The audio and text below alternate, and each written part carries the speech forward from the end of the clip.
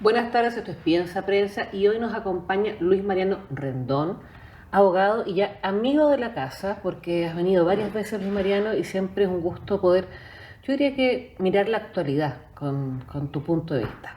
Sí, muchas gracias por la invitación y efectivamente lo siento también como mi casa y vengo con mucho cariño a conversar con ustedes. Gracias, Luis Mariano. Hemos estado con muchas cosas estas últimas semanas, panoramas electorales nacionales e internacionales, y se van desatando situaciones internas que a nosotros nos tienen un poco complicados porque como que se sumergen. Estábamos comentando antes de entrar, por ejemplo, lo que pasa con el fiscal Valencia, que cada semana aparece una nueva situación.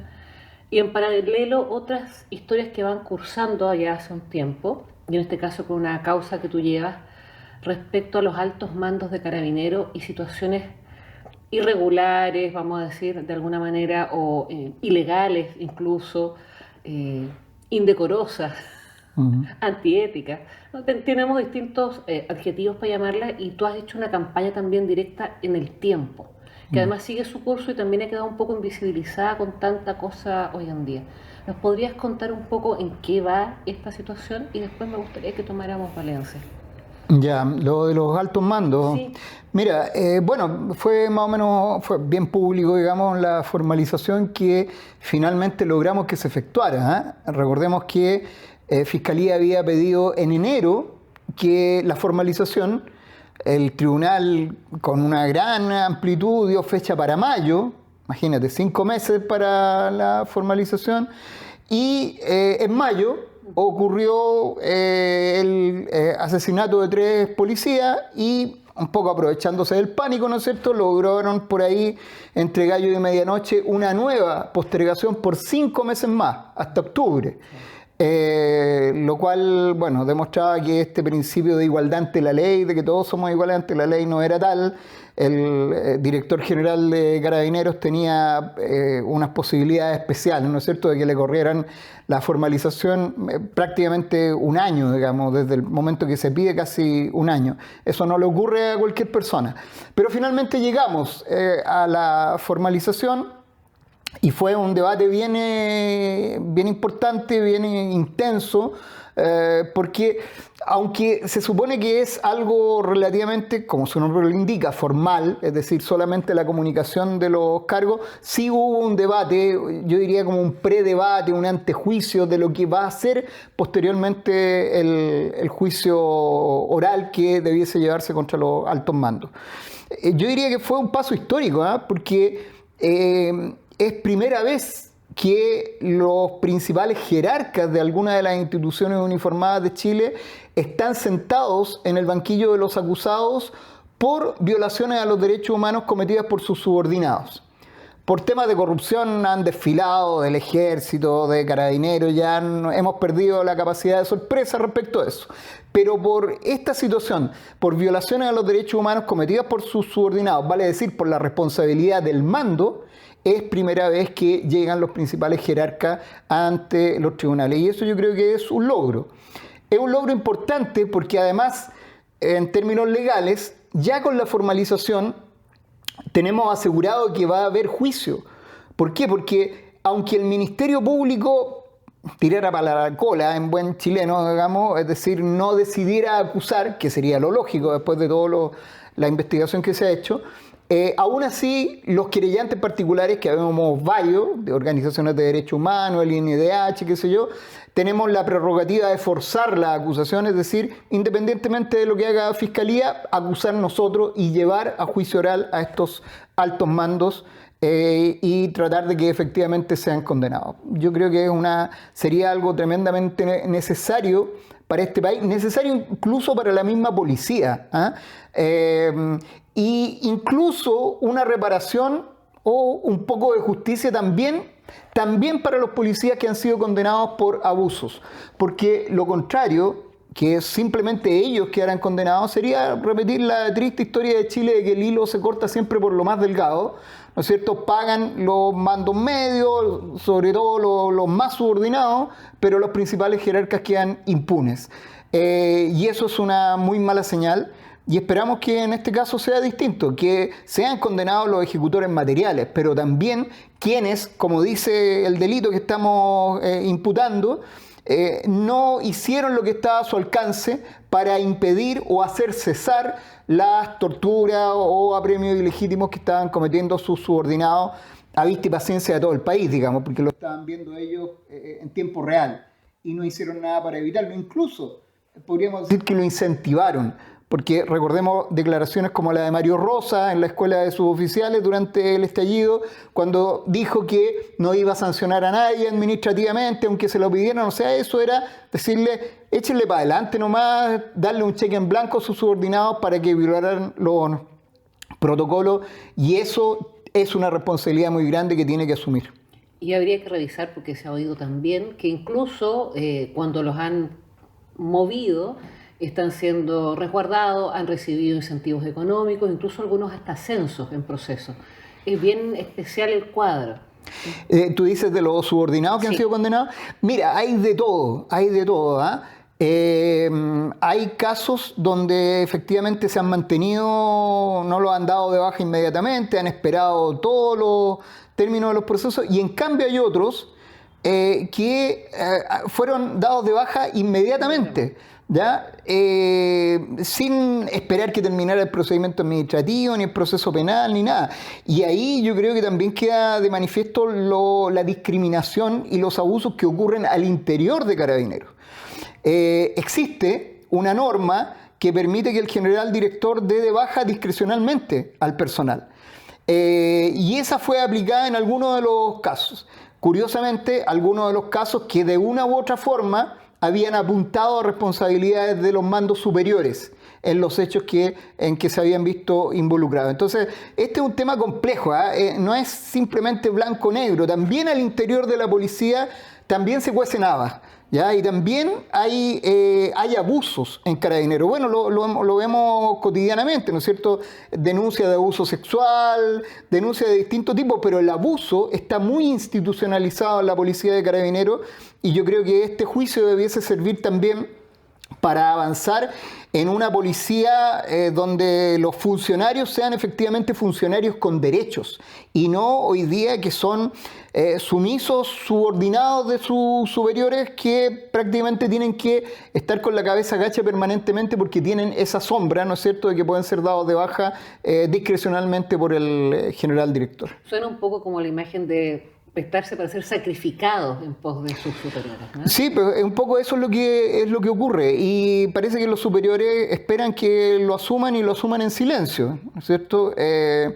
Mira, yo he conversado con algunos policías que en servicio activo, otros que han sido dados de baja, y realmente me transmiten esto, me transmiten esta sensación de abuso, y que esperan que la cosa cambie. Entonces, yo diría que este es un tema bien importante para el país, para el futuro del país, porque todos los países necesitan una policía, necesitamos tener una policía, pero necesitamos que esta sea la más profesional posible, y que sea la policía de todos los chilenos y chilenas, digamos, y no que tenga una suerte de adscripción política como ocurre hoy día, donde Carabineros siguen siendo adoctrinados en el culto al golpismo, en el culto a la dictadura.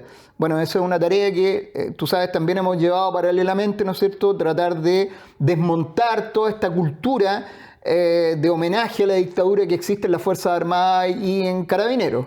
Sí, han logrado remoción incluso de imágenes. Exactamente, exactamente. Y eso no es baladía, porque hay gente que puede pensar que, bueno, eso es...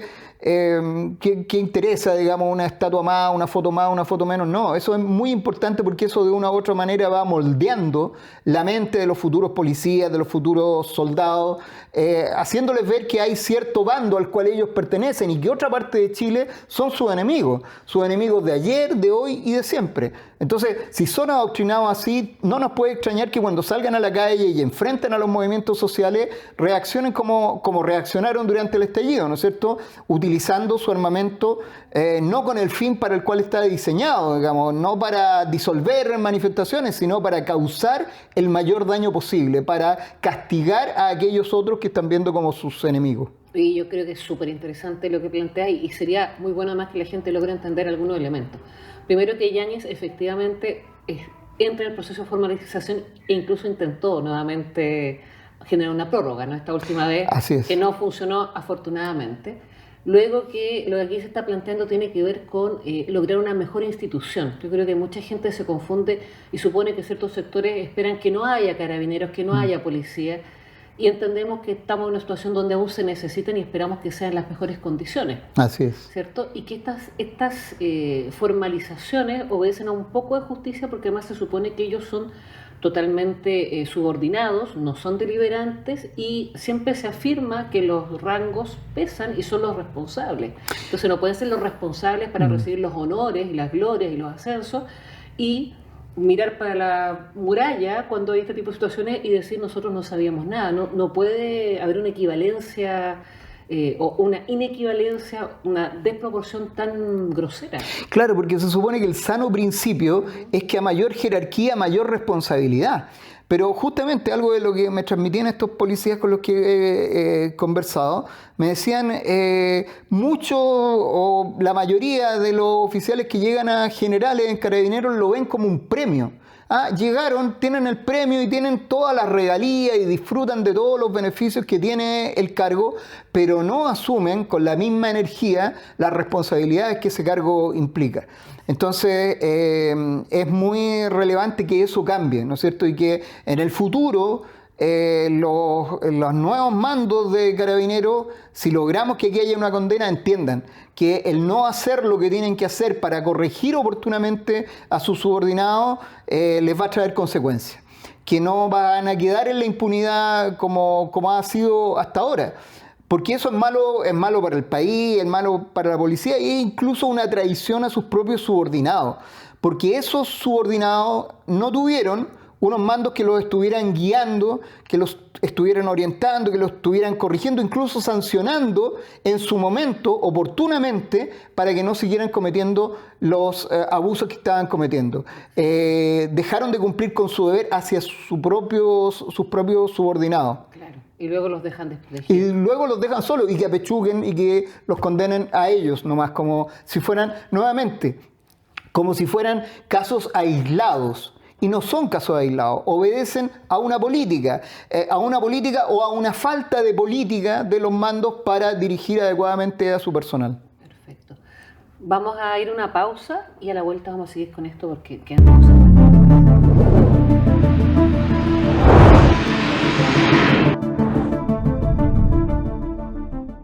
Seguimos en esta conversación con Luis Mariano Rendón. Luis Mariano, estuvimos hablando largamente respecto a los procesos que se estaban llevando en Carabineros, hablamos de Yáñez específicamente. Para terminar ese punto, ¿cuándo y cómo sigue esto? Porque, insisto, en este proceso como que se ha sumergido eso y como que nos olvidamos. Se alargó tanto que yo creo que es parte de la idea, ¿no? Que uno pierda de vista. Sí, efectivamente la investigación ha sido extremadamente dilatada. Cumplimos 5 años y yo la querella que dio inicio a este procedimiento la interpuse en noviembre del año 2019, digamos. Entonces están cumplidos precisamente ahora los 5 años y es un plazo bastante largo para una investigación en este sistema procesal penal que se supone que una de las garantías que nos está entregando era procesos rápidos, ¿no es cierto? Pero bueno, tenemos esta investigación que yo creo que está en buena medida agotada. El Ministerio Público pidió 180 días, me parece, más de investigación. Finalmente el juez entregó 120 días para la investigación, para el cierre de la investigación. Al cumplirse esa fecha, el Ministerio Público puede cerrar la investigación o pedir una ampliación del plazo. Yo creo que debiese cerrar derechamente la investigación. Y a partir de ese momento tiene 3 opciones legalmente, que son sobreseer la causa, comunicar la solicitud de sobreseimiento. La segunda es la decisión de no perseverar. y finalmente es la acusación. ¿Ya? Entonces esperamos, por supuesto, que decidan acusar y los querellantes nos sumaremos también a esa acusación, o en caso contrario, como te decía antes, forzaremos la acusación para llevar de todas maneras estos mandos a juicio oral. Juicio, perfecto. Vamos a estar atentos porque de verdad queremos que se sepa, que la gente entienda lo que significa, como tú decías, un avance en la jurisprudencia y un poco de justicia para nosotros a nivel país. Pasando a otro tema y tomando lo que dijimos al inicio, otro caso que nos tiene también muy confundidos, porque también lleva ya un largo rato, aparecen nuevos antecedentes y nuevos personajes y personeros que están vigentes, como el fiscal Valencia. ¿Qué has visto tú de ese proceso? Porque también nos genera, el problema es que hay tanta información cruzada y luego espacios como en que esto se sumerge, que queda uno al pendiente de saber si eso es real, no, fue un anuncio irresponsable al voleo, o realmente tenemos acá evidencia de que hay ciertos delitos que se pudieron haber cometido. Sí, bueno, mira, yo creo que la situación de Valencia se hace cada vez más insostenible porque, bueno, es evidente y lo sabíamos desde antes, ¿no es cierto?, que pertenecía a estos mismos círculos muy relacionados con el poder político. La típica foto, ¿no es cierto?, de Valencia con Chadwick tomando unas botellas de vino, digamos, es como, era una señal de que ahí no llegaba por casualidad. No llegaba ni por sus estudios, ni por su perfeccionamiento, ni sus logros como abogado, sino fundamentalmente por sus contactos. Con sus contactos en el mundo político, particularmente en el mundo político más conservador, ¿no es cierto? ¿Qué fue lo que hizo que terminara siendo él el elegido? Recordemos que habían otros candidatos que fueron los primeros que planteó el gobierno. Pero se han ido sabiendo nuevas cosas, ¿no es cierto? Y Hermosilla, el abogado Juan Pablo, ha ido revelando todos estos chats, estos listados como una forma de contraofensiva, ¿no es cierto?, a lo que se le vino encima a su hermano operador, siniestro operador, ¿no es cierto?, de los intereses políticos y económicos con el Poder Judicial. El último episodio más importante fue esto de que Juan Pablo Hermosilla desmintió la versión de Valencia respecto de el encuentro que había tenido con Luis Hermosilla y con Andrés Chadwick, ¿no es cierto?, donde según Valencia, lo había declarado un tiempo atrás, fue un encuentro para un café, para limar asperezas, producto de lo que había quedado después de la elección del fiscal nacional. Juan Pablo Hermosilla dice que eso no es efectivo y que ahí Valencia se comprometió a entregar información privilegiada respecto de las causas que involucrasen a Sebastián Piñera. Bueno, y eso de ser así, eso es grave, digamos, porque es delito, es violación de secreto, porque las causas son secretas. Para todos los intervinientes pueden tener acceso, los intervinientes solamente pueden tener acceso a la carpeta, pero fundamentalmente cuando las diligencias ya se han realizado, digamos. Entonces, esa entrega de información privilegiada era sin duda constitutiva de delito. Y la reacción de Valencia debió haber sido interponer inmediatamente una querella por calumnia, ¿ya?, porque se le estaba imputando un hecho constitutivo de delito. Entonces, lo normal es que, sobre todo con su responsabilidad, con el prestigio que debiese tratar de conservar en el cargo que tiene, interpusiese una querella por calumnia. En la querella por calumnia, el querellado tiene la oportunidad de probar la veracidad de sus dichos, ¿ya?, lo que se llama la exceptio veritatis, es decir, mire, podrá ser fuerte lo que dije, pero es cierto.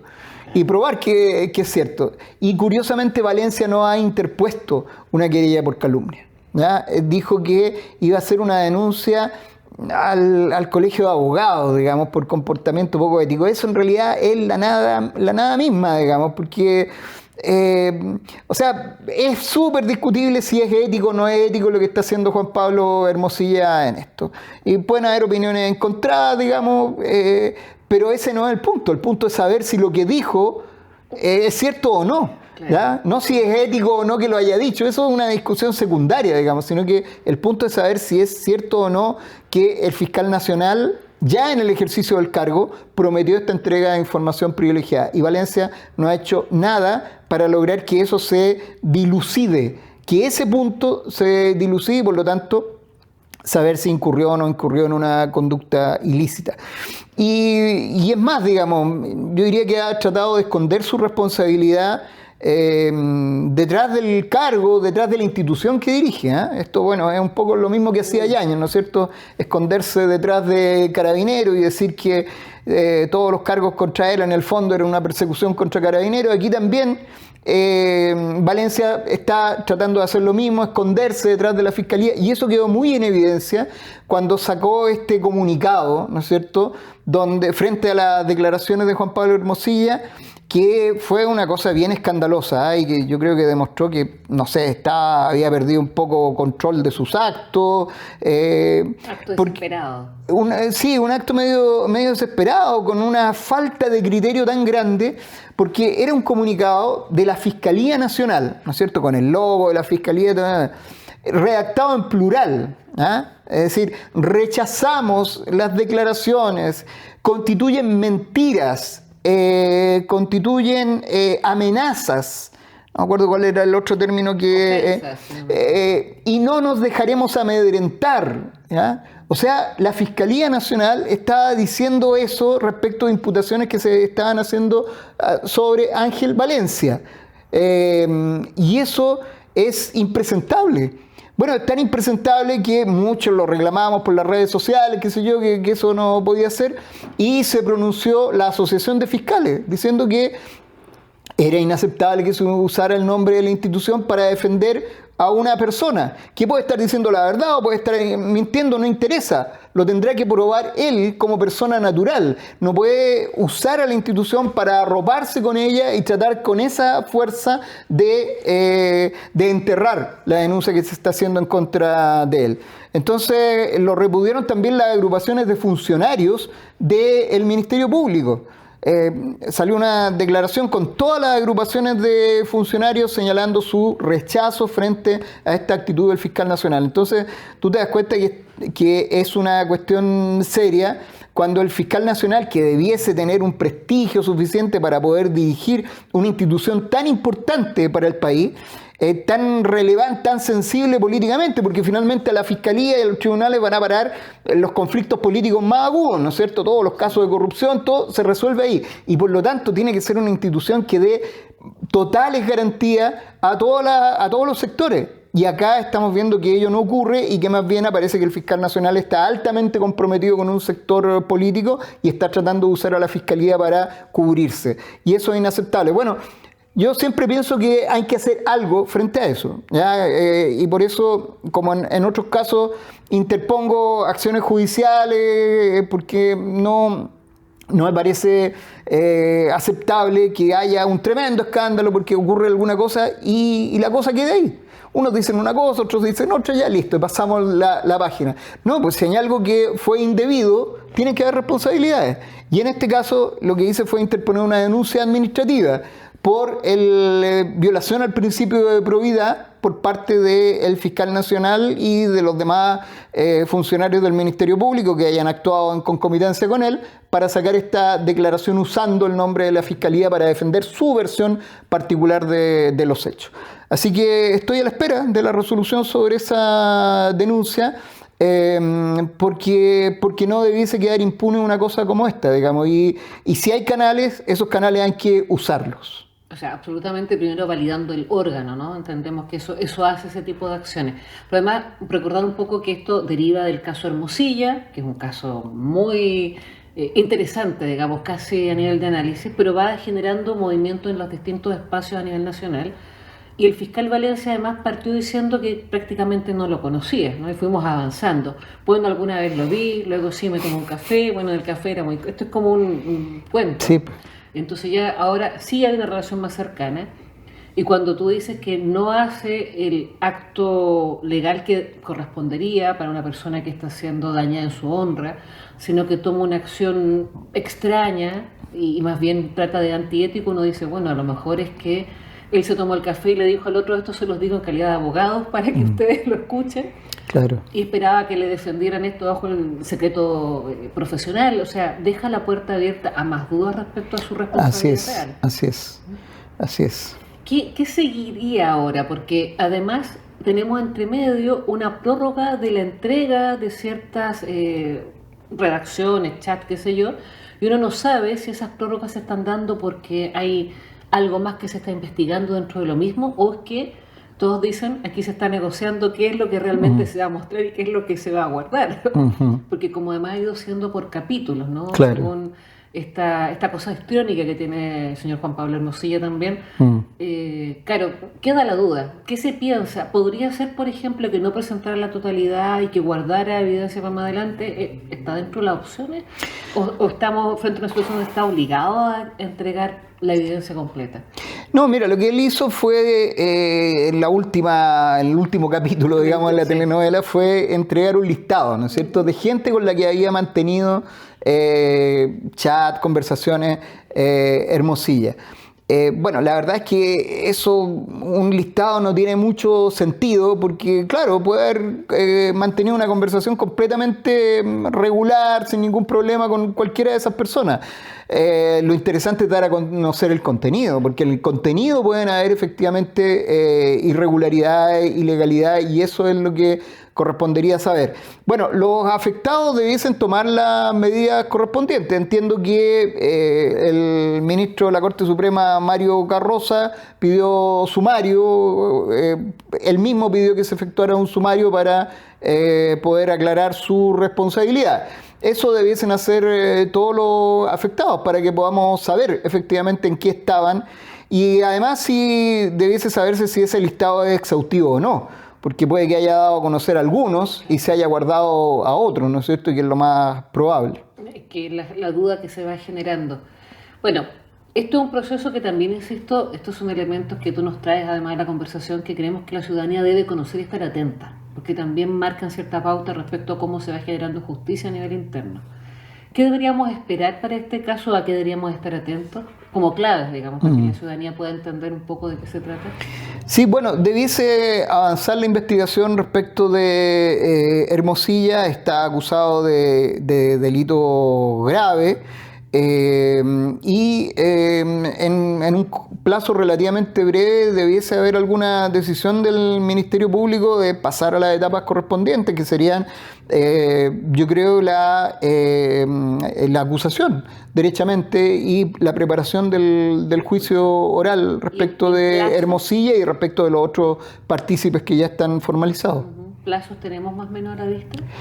No hay, mientras no se cierre la investigación, no se haya fijado un plazo de cierre de la investigación, no tenemos plazo fijo, pero debiese ser algo que avance rápido, porque es un tema que compromete no solamente a determinados hechores individuales, sino que compromete en general, ha develado el manejo turbio de la institucionalidad, ha develado cómo se manejaban, por ejemplo, los fallos en la Corte Suprema, y eso es gravísimo, digamos. O sea, la salida de Vivanco fue fruto de eso, es decir, ella guardaba determinadas causas que le interesaban para poder participar ella en los debates, favoreciendo obviamente determinados intereses. Eso es impresentable, porque hace que los chilenos perdamos la fe, la poca fe que puede existir, porque el Poder Judicial tiene un prestigio en la ciudadanía muy, muy débil, digamos, en todas las encuestas aparece como altamente cuestionado, y eso es grave, porque el país tiene que tener un mecanismo de resolución de conflictos, un sistema judicial que entregue garantía a todos, y aquí ha quedado en evidencia que no es así y que funciona, como hace mucho tiempo sabíamos, intuíamos, en beneficio de algunos y en perjuicio de otros. Así es. Y es un poder del Estado, o sea, uno de nuestros sostenes. Luis Mariano, muchísimas gracias por visitarnos, traernos estas miradas amplias y hacer esta bajada específica. Ojalá pueda seguir viniendo a contarnos cómo sigue. Encantado. Esto es Piensa Prensa. Síganos, véannos, difundan la prensa independiente. Muchas gracias.